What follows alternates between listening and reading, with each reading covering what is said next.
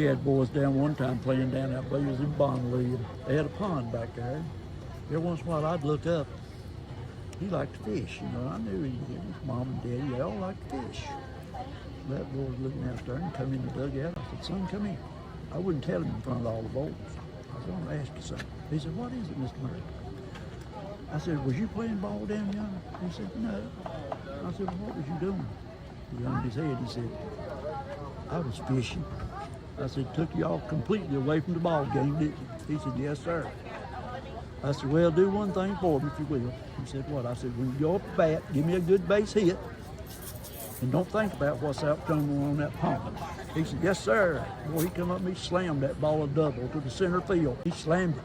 I can see him right now coming around second, just waving his hat, you know. I said, how did it feel? He said, it felt the best it's ever felt. I said, keep it in your mind as you go through life. Put God first, everything else will fall in line. I said, that's how I feel. He said, well, I kind of believe that.